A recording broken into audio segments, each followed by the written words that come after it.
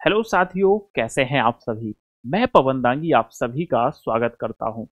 मेरे भाई, आप लोगों ने देखा होगा कि रिसेंटली आपका एनबीएस और केवीएस का नोटिफिकेशन आउट हुआ है और इसके फॉर्म भरना भी स्टार्ट हो गए हैं। क्या है एनबीएस, क्या है केवीएस, कितनी सारी वैकेंसी आई हैं और एनबीएस और केवीएस में केवल टीचिंग स्टाफ के लिए वैकेंसी आई हैं या फिर सभी के लिए। तो टीचिंग और नॉन टीचिंग दोनों स्टाफ के लिए इसमें वैकेंसियां आई हैं। सर, टीजीटी पीजीटी टीचर्स की भी आई हैं। पीआरटी के जो टीचर्स होते हैं प्राइमरी के, उनके लिए भी वैकेंसी आई हैं। सारी वैकेंसियों के बारे में मैं आपसे अभी डिस्कस करने वाला हूं। और वैकेंसियों की संख्या क्या है, फॉर्म भरने की लास्ट डेट क्या है, ये सभी चीजें मैं आपके साथ अभी डिस्कस करने वाला हूं। सेशन में बने रहिए और सभी लोगों को सेशन शेयर करके इन्फॉर्म भी कर दीजिएगा कि इन इन पोस्टों पर आपकी वैकेंसी आउट हुई है। बाकी स्टार्ट करते हैं। नोटिफिकेशन आउट हो चुका है। एलिजिबिलिटी क्या है, एज लिमिट क्या है, एग्जाम पैटर्न क्या है, 14 नवंबर से शुरू आवेदन। एक बार मैं आपको ऑफिशियल नोटिस दिखा देता हूं ताकि आपको थोड़ी सी चीजें क्लियरिटी मिल जाए कि हमारी कौन कौन सी वैकेंसी क्या है। तो आप यहाँ पर देख पाएंगे ऑफिशियली आपका जो नोटिफिकेशन है ये वो वाला नोटिफिकेशन है आपका। अगर आप यहाँ पर थोड़ी सी चीजें और गौर फरमाएंगे और यहाँ देखेंगे तो आपको चीजें स्पष्ट तौर से समझ में आएंगी।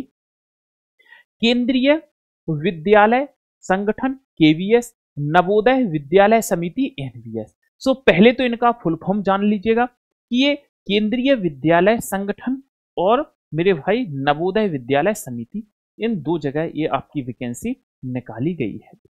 अगर मैं बात करूं केवीएस के लिए, आपको इस वाली वेबसाइट से फॉर्म भरना है सीबीएसई से, और ये है। और नवोदय के लिए आपको इस वाली वेबसाइट पे सारी डिटेल इंफॉर्मेशन मिलने वाली है। इतनी सी चीजें जान ली। फिर लिखा है TGT in NBS will be initially posted outside. चलो जी, हम आगे चलते हैं और थोड़ी सी चीजें और देखने का प्रयास करते हैं।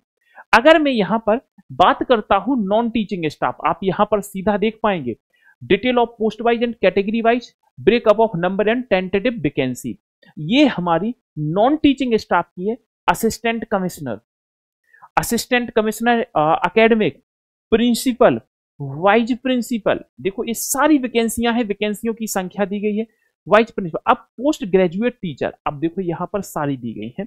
मैं बात करता हूं पोस्ट ग्रेजुएट टीचर, यानी जिसे आप पीजीटी कहते हो, इन केवीएस। टोटल कितने पद हैं?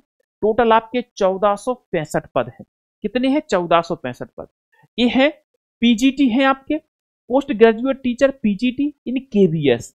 अब एनबीएस, केवीएस और एनबीएस, यहां पर 1465 पदों की संख्या है। अगर मैं थोड़ा सा आगे चलता हूं तो एनबीएस में जो पदों की संख्या है 15-13 है। 15-13 है। यह इसी तरीके से वैकेंसियों की संख्या है। और एनबीएस में अलग से है, केवीएस में अलग से है, पीजीटी के लिए अलग है, टीजीटी के लिए अलग है, और प्राइमरी यानी पीआरटी की अगर मैं बात करूं तो एनबीएस में पीआरटी नहीं होता है। तो पीआरटी की वैकेंसी केवल केवीएस में निकाली गई है। अब आप यहां से थोड़ा सा और देखेंगे और यहां पर स्पष्ट शब्दों में देखेंगे, ये पीजीटी है आपका मॉडर्न इंडियन लैंग्वेज एनवीएस, और अब आ गया आपका टीजीटी। आप यहां एक एक पॉइंट देखना। अगर मैं बात करता हूं टीजीटी इन केवीएस, और यहां पर बात करता हूं टीजीटी इन एनवीएस, यहां पर जो टोटल वैकेंसी है 2794 है। और अगर मैं एनबीएस की बात करता हूं तो यहां पर जो वैकेंसियों की संख्या है वो कितनी है? 2978 है। इस प्रकार से आप सारी वैकेंसी देख पाएंगे। Trained graduate level 3rd language, ये आपकी लैंग्वेज अगर आप इन सब्जेक्ट से देना चाहते हैं। प्राइमरी टीचर की बात करूं तो यहां पर आप देख पाएंगे कि पीआरटी इन केवीएस, एनबीएस में पीआरटी नहीं होगा। यहां पर टोटल वैकेंसियों की संख्या 3365 है। हर कैटेगरी की अपने हिसाब से अलग अलग दी गई है।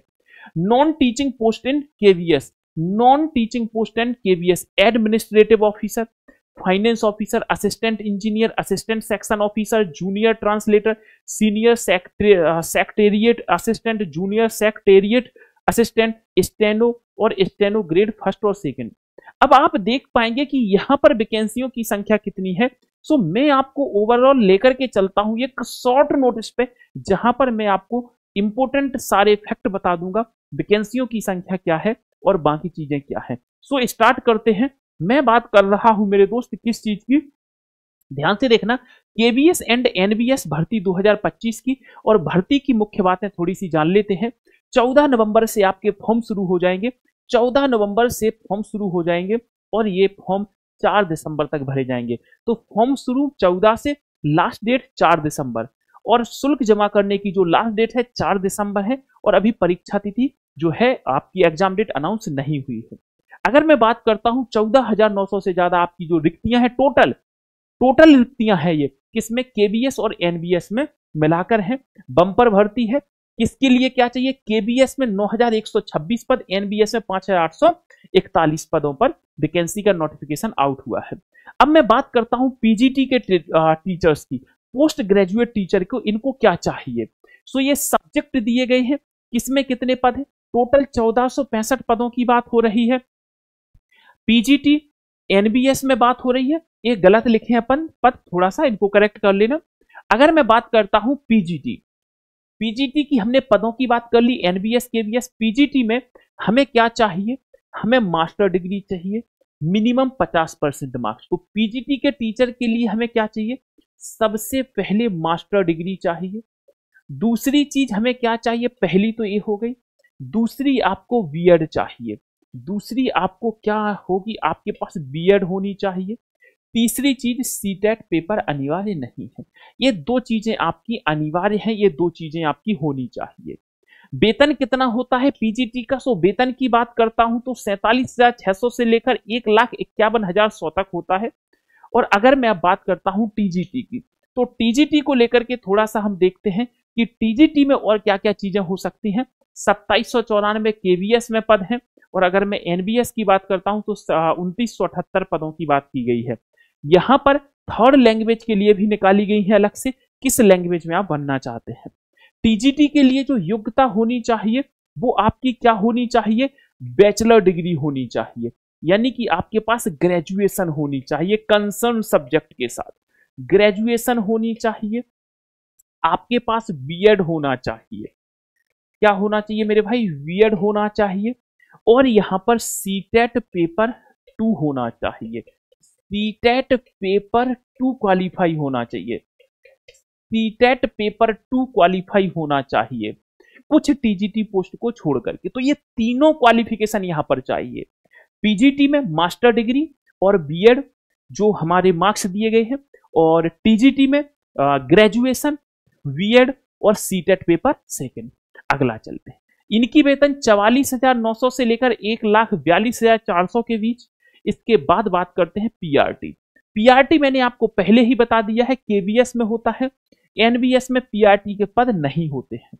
पदों की संख्या बता दी गई है, आपको सारी चीजें बता दी गई हैं। इसमें क्या होना चाहिए, यहां पर आपने 12वीं पास कर रखा हो, 12th पास कर रखा हो, तथा साथ में आपने डीएलएड कर रखा हो। क्या कर रखा हो मेरे भाई, डीएलएड कर रखा हो, या फिर 4 साल का आपने इंटीग्रेटेड होता है ना वो वाला कोर्स, वीएलएड कर रखा हो, प्लस में आपने सीटेट पेपर 1 क्वालिफाई कर रखा हो, सीटेट पेपर 1 क्वालिफाई कर रखा हो। यहां पर 4 चीजें आपको चाहिए, 3 होंगी कोई भी चलेगा, 12वीं हो, वीएलएड हो, और आपका सीटेट पेपर 1 हो। सो आप प्राइमरी के लिए फॉर्म फिल कर सकते हैं। अगर मैं थोड़ा सा बात करूं तो यहां सैलरी का 35,400 से लेकर 1,12,400 तक के बीच में कही गई है। आगे देखते हैं पदों का विवरण। गैर शिक्षण यानी नॉन टीचिंग स्टाफ।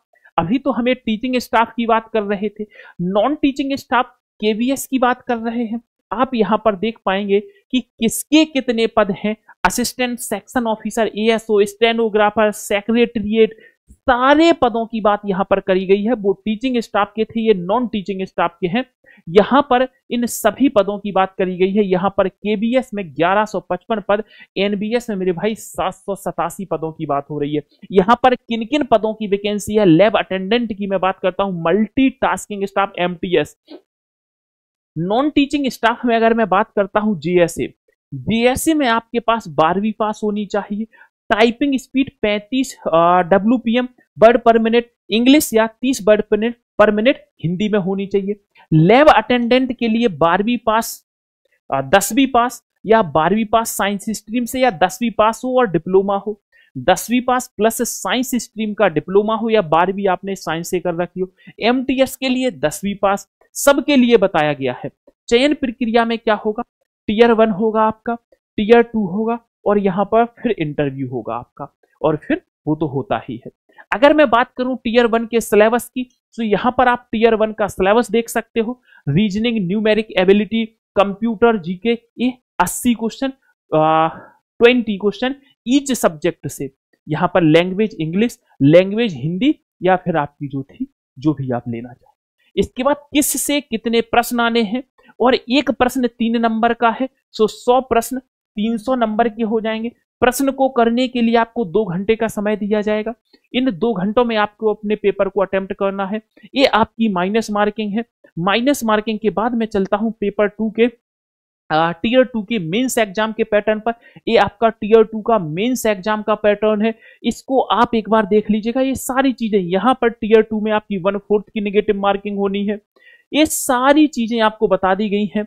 आवेदन शुल्क की अगर मैं बात करूं, तो यहाँ पर आप देख पाएंगे किसका परीक्षा शुल्क कितना लगना है। टोटल फी आप वहां देखिएगा, प्रोसेसिंग शुल्क वगैरह कितना लगना है। PGT, TGT, PRE, ASO, FO, AE इनके लिए 2000 है। Group A principal, AC, VP इनके लिए 2800 है।